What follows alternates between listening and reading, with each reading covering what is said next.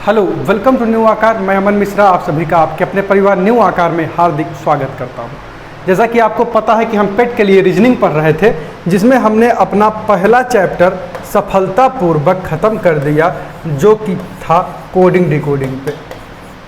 Coding decoding संपूर्ण समाप्त हो चुकी है और हमने उस पर आपको 10 क्वेश्चन करवा के 5 प्रश्न करने के लिए भी दे दिए थे लास्ट वीडियो, अगर आप देखेंगे तो। और अब हमारा अगला टॉपिक जो होगा थोड़ा टेक्निकल माना जाता है, जो कि क्लॉक है। अब हम क्लॉक को देखेंगे कि क्लॉक में कौन कौन से प्रकार के प्रश्न बनते हैं और कौन से आपके परीक्षा के लिए इम्पॉर्टेंट है। अगर आप जितनी बातें यहाँ पर बताई जाएंगी उनको विधिवत अपने दिमाग में नोट कर लेते हैं तो आपका प्रश्न यहीं से बन रहा होगा आपकी पेट परीक्षा में। इसमें केवल 5 प्रश्न पूछे जाने हैं, बहुत बेसिक से प्रश्न आएंगे, लेकिन अब जितना चैप्टर उसमें बोला है उतना पढ़ना तो पड़ेगा ही। तो आप बढ़िया से हेडिंग लगा लीजिएगा क्लॉक। आज हम पढ़ने चल रहे हैं क्लॉक, जो कि घड़ियां हम हमेशा लगाया करते हैं अपने घर में। उन्हीं क्लॉक के बारे में आज हमको जानना होगा और जान के आपको प्रसन्नता मिलेगी कि आप एक घड़ी जिस पे आप केवल टाइम देखते हैं कि इतना बज रहा है, उसमें और कितनी बातें हैं जो आप जान सकते हैं और अभी नहीं जानते हैं। आज के बाद आप सब कुछ जान जाएंगे और पेट के लिए कंप्लीट रीजनिंग आपको पेट रीजनिंग नामक प्लेलिस्ट में मिल जाएगी, जो कि आप अगर जाएंगे विजिट करेंगे तो पेट रीजनिंग नामक प्लेलिस्ट जो बनी है उसमें आपको देखने को कंप्लीट रीजनिंग मिलेगी, जिसमें अभी लगभग 5 वीडियोज पढ़ चुकी हैं और लगातार ऐसे पढ़ती रहेंगी और लगभग अगले महीने के 15 तारीख के पहले ये सब कुछ समाप्त कर दिया जाएगा। जो 5 से 6 टॉपिक हैं ये विधिवत आपको उसी प्लेलिस्ट में मिल जाएगी। ऐसे ही मैथमेटिक्स की भी प्लेलिस्ट बना दी जाएगी, जो कि DI आपको मिल ही रही है। अर्थमेटिक आप चाहे जब जाके चैनल पे विजिट करिए, बहुत VIP तरीके से आपको अर्थमेटिक पढ़ाई जा चुकी है। और RS अग्रवाल कंप्लीट बुक का सोल्यूशन भी यहाँ पे अवेलेबल है, अगर आप प्लेलिस्ट में विजिट करेंगे तो आप देख पा रहे होंगे। अगर अब हम बात करें क्लॉक की, तो क्लॉक में हमको क्या जानना है सर्वप्रथम। तो सर्वप्रथम अगर हम यहाँ पे एक घड़ी बनाने का प्रयास करें, यह एक अगर गोला है, ये डिजिटल घड़ी नहीं जो आजकल डिजिटल मार्केट में अवेलेबल है, उस घड़ी की बात यहाँ पर नहीं होगी। यहाँ पे हमको नॉर्मल घड़ी के अकॉर्डिंग प्रश्नों को पढ़ना होगा। तो अगर हम इस घड़ी को बनाने का प्रयास करें तो यहाँ पर ये 3 बजा करता है, यहाँ पे 9 बजा करता है, यहाँ पे 6 और यहाँ पे 12, और बीच में भी 9 के बाद 10 1 11, 12 के बाद 1 और 2, 3 के बाद 4 और 5 और 6 के बाद 7 और 8 बजा करता है। यह हमारी घड़ी है, लेकिन ये घड़ी अभी हमारी अधूरी है, क्योंकि इसमें हमको अब प्रयोग करना होगा क्या, सुइयों का।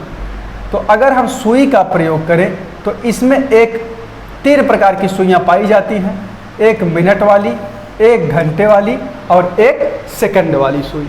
तो अगर हम देखें तो अगर ये हम मान लें कि हमारी मिनट वाली सुई है और इसको हम मान लें कि हमारी घंटे वाली सुई है और इसको हम मान लेते हैं कि हमारी सेकंड वाली सुई है, तो ये 3 प्रकार की सुइयाँ हमको एक घड़ी में देखने को मिलती हैं।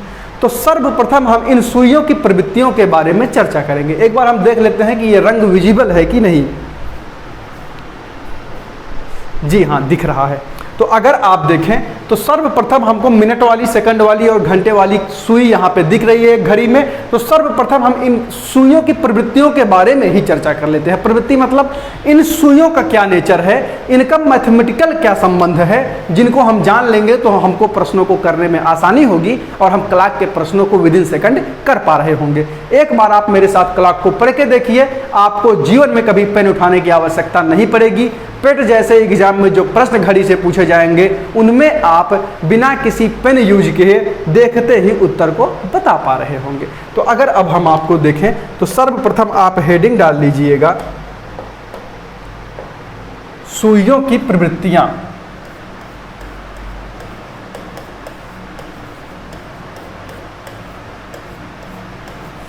सुइयों की प्रवृत्तियां,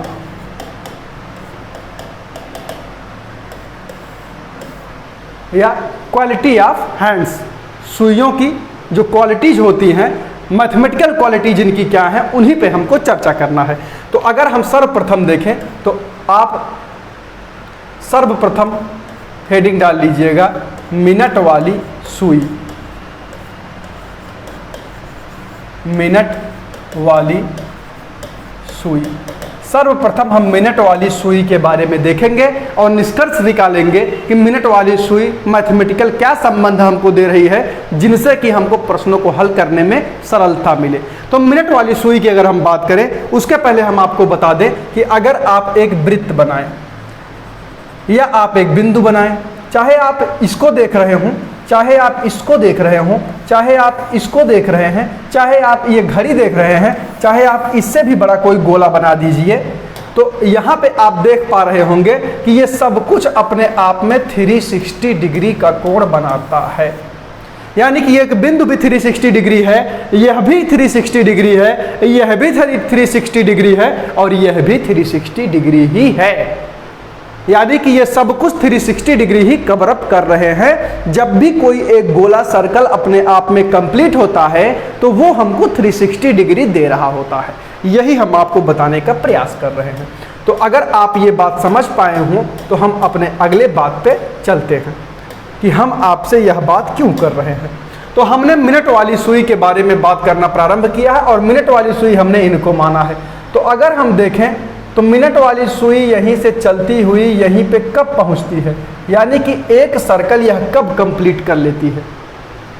मिनट वाली सुई जहां पर है वहीं से चलती हुई वहां पर फिर पुनः कब पहुंच जाएगी, यानी कि एक सर्कल यह कब कंप्लीट कर लेगी। तो आप कहेंगे कि प्रत्येक घंटे में यह जहां पर है वहीं से चलकर वहीं पर पहुंच जाया करती है। यानी कि हम लिख सकते हैं कि 60 मिनट में मिनट वाली सुई क्या होगी, 360 डिग्री कवर करेगी। 60 मिनट में यह तय करेगी बराबर 360 डिग्री। अगर ये 60 मिनट में तय करेगी 360 डिग्री तो हम यह कह सकते हैं कि ये 1 मिनट में तय करेगी बराबर 360/60। अगर इसको काट दें तो 6 डिग्री। यानी कि आप यहाँ पर बढ़िया से लिख सकते हैं कि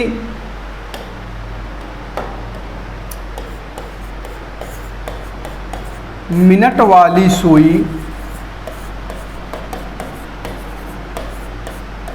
1 मिनट में 6 डिग्री का कोण बनाती है।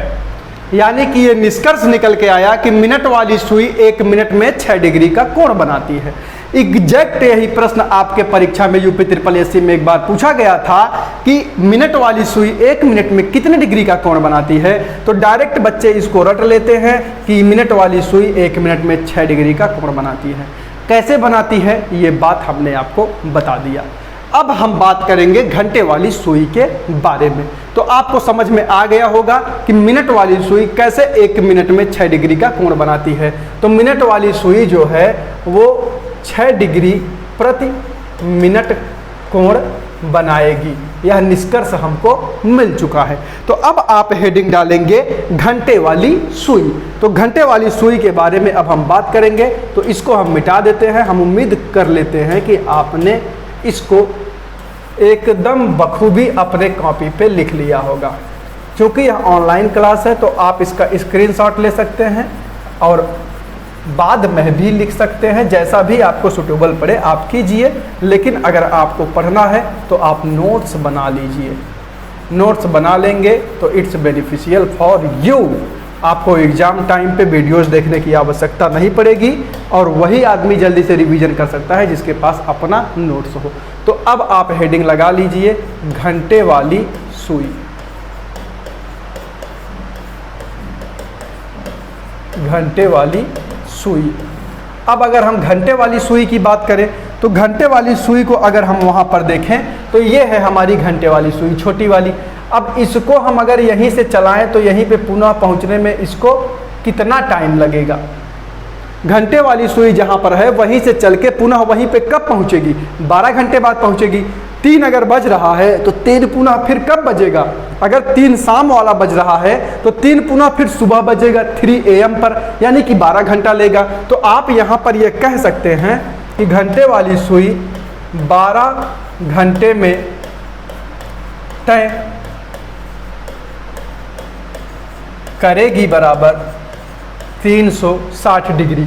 12 घंटे में तय करेगी बराबर 360 डिग्री। तो यहाँ से हम कह सकते हैं कि 1 घंटे में तय करेगी बराबर 360 बटे 12। 1 घंटे में तय करेगी बराबर 360 बटे 12, 12 तिहाई 36 यानी कि 30 डिग्री। अगर 1 घंटे में वो 30 डिग्री तय कर रही होगी तो 1 घंटे की जगह पे हम लिख सकते हैं कि 60 मिनट में वो तय करेगी बराबर 30 डिग्री। अगर 60 मिनट में तय करेगी 30 डिग्री तो यहाँ से हम इसका निष्कर्ष अगर निकालें तो 1 मिनट में तय करेगी, 1 मिनट में तय करेगी बराबर 30 बटा 60 यानी कि 1/2 डिग्री। यही बात है जो आप आज तक रटते हुए आए हैं कि घंटे वाली सुई 1 मिनट में आधा डिग्री का कोण बनाती है। तो यहाँ पे आप एज अ निष्कर्ष लिख सकते हैं कि 1/2 डिग्री पर मिनट, यानी कि आधा डिग्री प्रति मिनट का कोण हमारी घंटे वाली सुई बनाती है। तो आप यहाँ पे लिख सकते हैं कि घंटे वाली सुई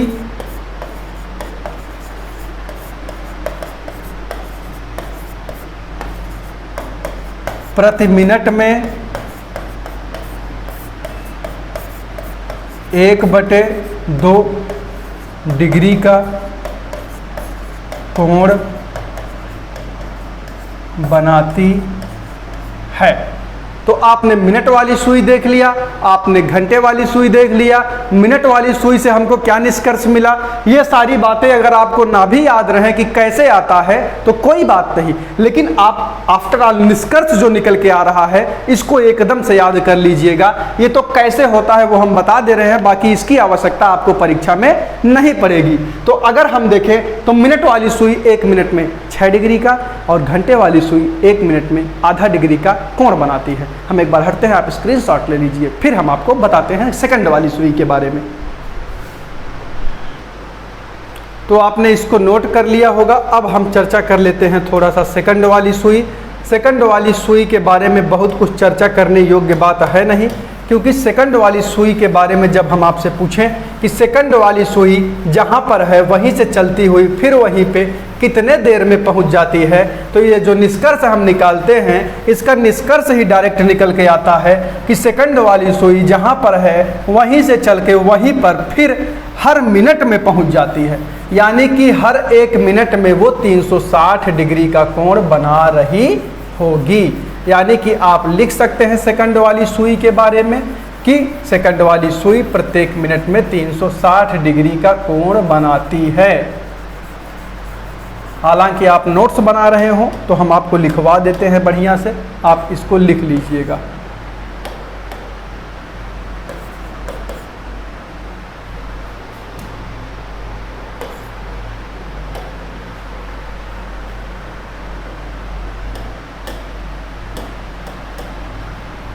आप हेडिंग लगा लीजिए सेकंड वाली सुई।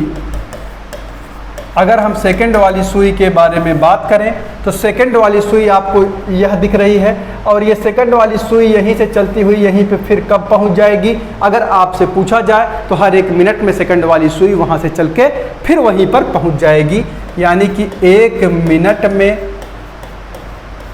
तय करेगी बराबर 360 डिग्री। अगर 1 मिनट में वो तय कर रही है 360 डिग्री तो आप इसके डायरेक्ट कंक्लूजन को लिख सकते हैं कि 360 डिग्री प्रति मिनट वो क्या कर रही है, कोण अंतरित कर रही होगी। यानी कि इसका कंक्लूजन डायरेक्ट आप लिख सकते हैं कि सेकंड वाली सुई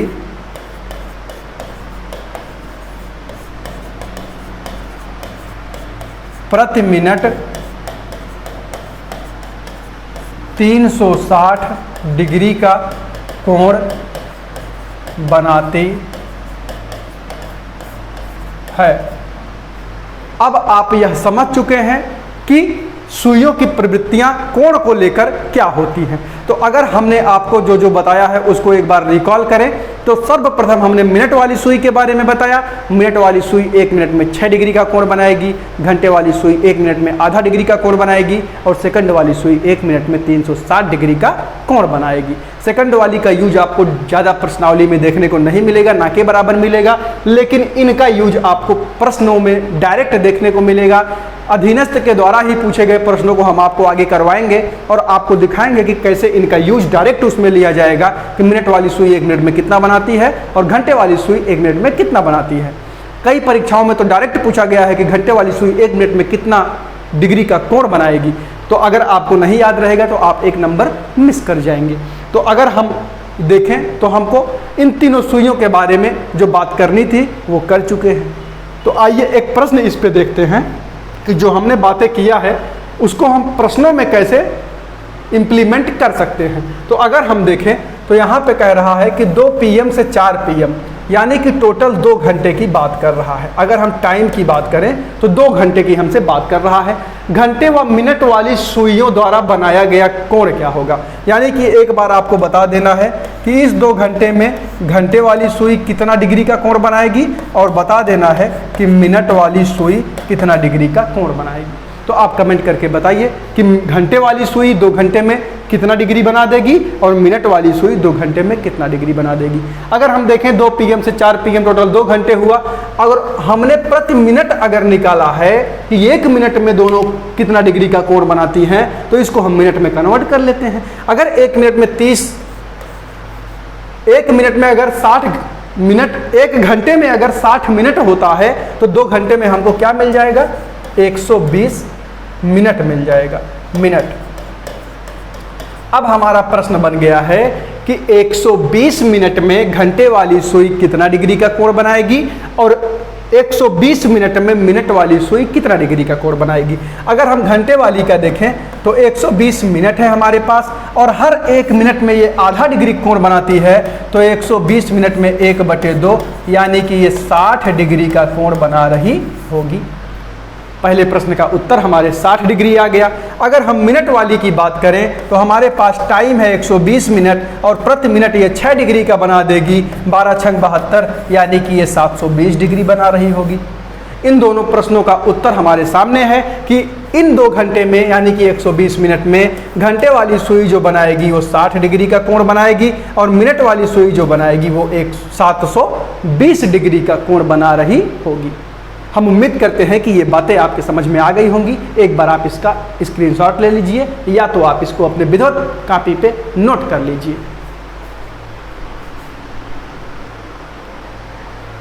तो हम उम्मीद करते हैं कि ये बात आपके समझ में आ गई होगी और हम चलते हैं अपने अगली बात पर। अगर हम अगली बात करने का प्रयास करें तो सर्वप्रथम आप हेडिंग लगा लीजिएगा। पहले टाइप का प्रश्न इस पे जो बनेगा आपका वो कोण पर आधारित प्रश्न होगा। कोण पर आधारित प्रश्न। अब कोण पर आधारित प्रश्न क्या पूछा जा सकता है? कोण पर आधारित प्रश्न जो होगा हमारा वो हमसे पूछा जा सकता है। आप क्वेश्चन लिख लीजिएगा कि जैसे आपसे पूछ लिया जाए कि 8:20 पर घड़ी की दोनों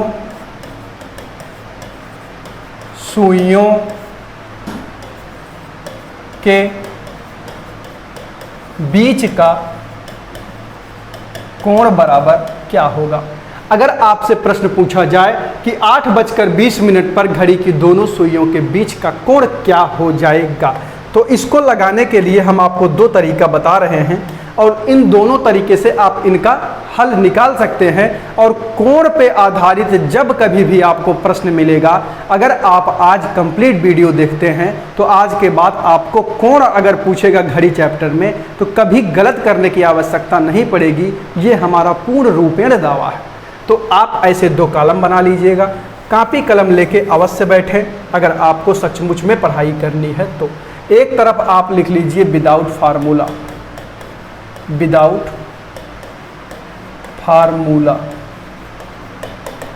और दूसरी तरफ आप लिख लीजिए बाई फार्मूला। दोनों तरीका हम आपको बता दे रहे हैं। जो तरीका आपको बेहतर लगे आप उसका इस्तेमाल परीक्षा में कर सकते हैं। तो अगर हम फार्मूला की बात करें, विदाउट फार्मूला में अगर हम देखें तो हमको क्या करना होगा, हमको T1 जो दिया गया है उसमें गुणे 30 करना होगा और हमको जो मिनट दिया गया है उसमें गुणे 11/2 करना होगा।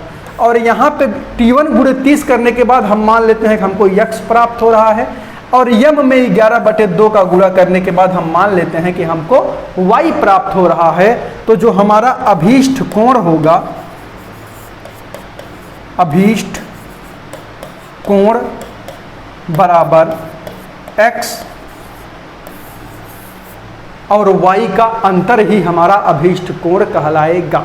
यानी कि जब, और T1 क्या होगा, अगर हम 8:20 को देखें तो यहाँ पर T1 इज इक्वल टू हो जाएगा 8 और यम इज इक्वल टू हो जाएगा 20। तो हमने कहा कि सर्वप्रथम आप T1 में 30 का गुणा करेंगे, जो भी हमको प्राप्त होगा, उसके बाद मिनट में 11/2 का गुणा करेंगे और जो हमें प्राप्त होगा, इन दोनों का जो अभीष्ट अंतर होगा वही हमारा कोण बन रहा होगा।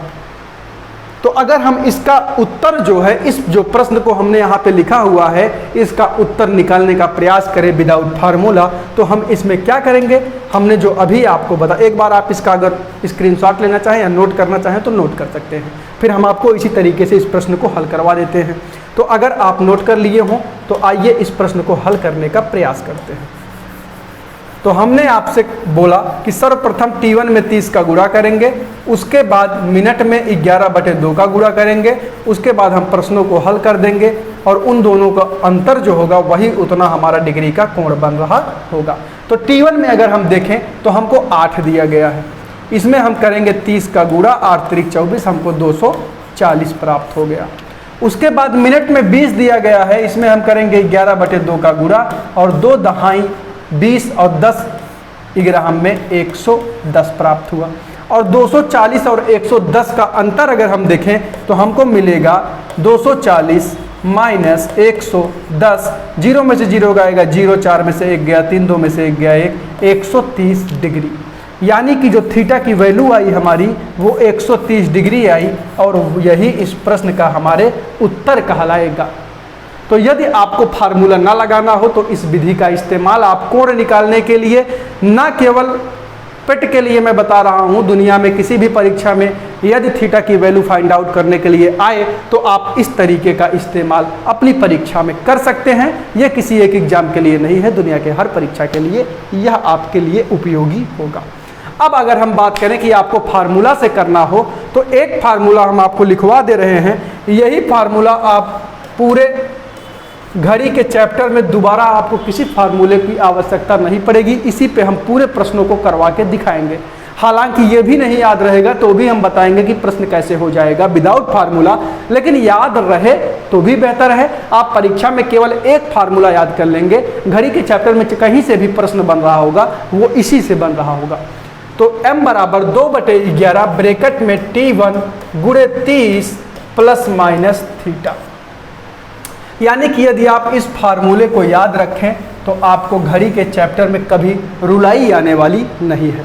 यम क्या है हमने आपको बताया ही, जैसे ये 8:20 कर रहा है तो यहाँ पे यम बराबर 20 है और T1 बराबर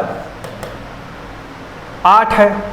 T1 बराबर 8 दिया ही है, उसके बाद थीटा की वैल्यू हमको फाइंड आउट करनी ही है। तो अगर इस वैल्यू को हम उसमें रख दें तो यम बराबर हम 20 रखेंगे बराबर 2/11 ब्रैकेट में T1 की वैल्यू 8 है गुणे 30 प्लस माइनस थीटा। ठीक है, 11 का इधर ला के गुणा कर दें तो 11 दूना 22 220 हो गया बराबर 8 त्रिक 24 240 हो गया और 240 में अगर 2 का गुणा होगा 24 दूना 48, ये 480 हो जाएगा और प्लस माइनस 2 थीटा हो जाएगा। यहाँ तक की बात आपको समझ में आ गई होगी। अब ये प्लस माइनस है तो अगर हम थीटा को इधर ले आए तो इसमें साइन का कोई प्रभाव नहीं पड़ेगा, थीटा ऑलवेज पॉजिटिव होगा, कभी ऋणात्मक कोण तो बनेगा नहीं। तो थीटा को अगर हम इधर ले आए तो ये हो गया 2 थीटा और अगर हम 220 को उधर ले जाएं तो 480 माइनस 220 हो जाएगा। और 480 में से 220 को घटाने का प्रयास करेंगे तो 0 में से तो 0 चला जाएगा, 8 में से 2 जाएगा तो 6 आएगा, और 4 में से 2 जाएगा तो 2 आएगा। आपको इधर 2 थीटा दिख रहा है, उधर 260 दिख रहा है, तो अगर हम इस 2 को गोली मारने का प्रयास करें तो यहाँ पे ये 130 हो जाएगा। तो यहाँ से भी हमारी थीटा की वैल्यू जो है वो 130 आ रही होगी। वहाँ से भी हमने थीटा को 130 फाइंड आउट किया, यहाँ से भी हमने थीटा को 130 फाइंड आउट किया। तो हम यह मान लेते हैं कि आपको इस प्रश्न का जवाब मिल गया है। और अब आप कभी भी थीटा की वैल्यू फाइंड आउट करने से संबंधित प्रश्न पूछा जाएगा तो उसको परीक्षा में गलत नहीं कर रहे होंगे। इसी आशा और उम्मीद के साथ हम आपको इस प्रश्न को लिखने की मोहलत देते हैं।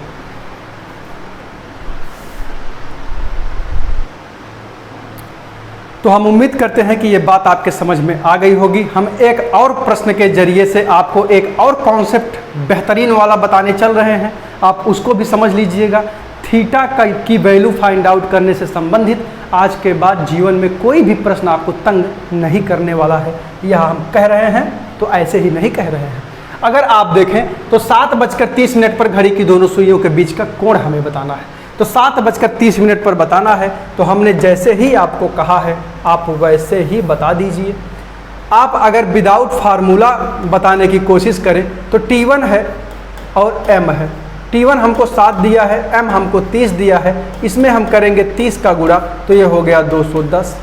इसमें हम करेंगे 11/2 का गुणा तो ये हो गया 15, और 11 15 15 11 पचे 55 का 5 हासिल 5, 11 एकम 11 5 16 165 आ गया। इन दोनों का अंतर ही हमारा थीटा होता है। तो अगर हम थीटा बराबर देखें तो 210 माइनस 165 बराबर 10 में से 5 गया तो 5 आ गया, और 10 में से 5 गया तो 5 आ गया, यहाँ पे बचा 10, और 10 में से 6 गया तो 4 आ गया, और 1 में से 1 0 जाएगा तो कुछ नहीं आएगा, यानी कि 45 डिग्री का कोण बन रहा होगा।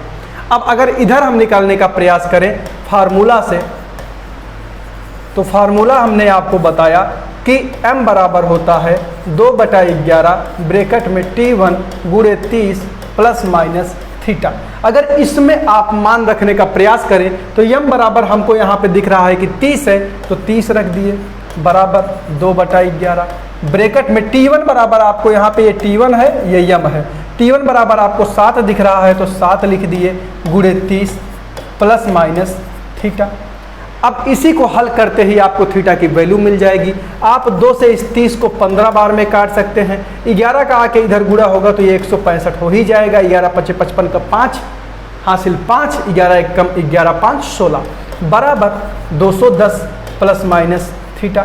थीटा को आप इधर लाइए तो ये थीटा इज इक्वल टू हो जाएगा 210 माइनस 165, और उधर हम घटाकर देख चुके हैं कि 45 डिग्री हमारा आ रहा था। 210 में से 165 आप घटाएंगे तो आपको 45 डिग्री उत्तर मिल रहा होगा। लेकिन ऑप्शन में तो आपको ना तो इसमें 45 है, ना तो इसमें 45 है, ना तो इसमें 45 है, और नन ऑफ दीज एक विकल्प आपको दिख रहा है। तो क्या आप इसको सही कर देंगे, जो कि एकदम सरासर गलत बात है। नन ऑफ दीज इस प्रश्न का राइट आंसर नहीं है। तो राइट आंसर क्या है, अगर आप जानते हैं तो आप कमेंट करके बताएं कि इसका सही उत्तर क्या हो जाएगा। तो अगर हम सही उत्तर की बात करें तो आपकी जानकारी के लिए बता दें कि घड़ी जो होती है हमारी, जैसे ही आप उसमें देखेंगे तो ना केवल उसमें एक बार में एक ही कोण आपको दिख रहा होगा, बल्कि एक बार में वहाँ पे 2 कोण बन रहा होता है। एक तो जैसे घड़ी की दोनों सुइयों के मध्य ये कोण बन रहा है, तो इसके ऊपर भी तो कोई ना कोई कोण बन रहा होता है। यानी कि नीचे वाला कोण जो है और ऊपर वाला जो कोण है, ये दोनों मिलके 360 डिग्री बना रहा होता है। तो इससे आप एक निष्कर्ष लिख सकते हैं कि यदि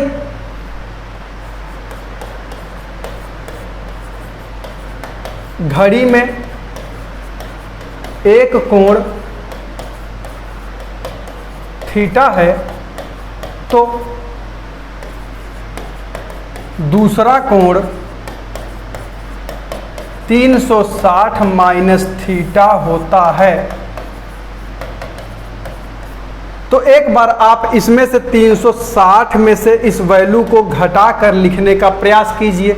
तो यदि 360 में से हम 45 को घटाएं तो हम देखेंगे कि 10 में से 5 गया 5, और यहाँ पे 5 में से 4 गया 1, और ये 315 डिग्री आ रहा होगा। और जैसे ही हमको 315 डिग्री दिखा तो हमको यहाँ पे दिख गया कि 315 डिग्री विकल्प नंबर सी में दिया गया है, और इस प्रश्न का राइट आंसर हो जाएगा हमारा विकल्प नंबर सी। जब भी कभी ऐसी सिचुएशन बने तो उत्तर आपको यहाँ पे ना मिल रहा हो तो आप एक बार चेक कर लीजिएगा कि क्या ये 360 में घटाने के बाद थीटा की वैल्यू वो कोई विकल्प अवेलेबल है। तो अगर 315 यहाँ पे अवेलेबल ना होता तभी हमको नानाफ बीज मारना था, अन्यथा की स्थिति में ये प्रश्न हमारा परीक्षा में पूछे जाने पर गलत होने की प्रबल संभावना है। और अगर कहीं पर यहाँ पे मान लीजिए आपको ये 30 डिग्री ना देकर यहाँ पे इन्होंने लिख दिया होता 45, तब आपका जो उत्तर आता वो यहाँ पे नन ऑफ दीज ना लिखकर वह हो जाता विकल्प ए एंड सी बोथ। तब ए और सी बोथ मतलब कि ए और सी दोनों सही हो जाता। अगर ये 45 भी विकल्प में रहता, 315 भी रहता, तो एक विकल्प ऐसा भी बनता कि यह दोनों सत्य हैं। तब आपको कोई एक सत्य करने की आवश्यकता ना पड़ती, दोनों ही बात सत्य है। 45 डिग्री भी सही आंसर है और 315 डिग्री भी सही आंसर है। हम एक बार हटते हैं, आप इसका स्क्रीनशॉट ले सकते हैं। प्रश्न का तो आप पहले से ले चुके होंगे। आप इस बात को लिख सकते हैं कि यदि घड़ी में एक कोण थीटा है तो दूसरा कोण 360 माइनस थीटा होता है।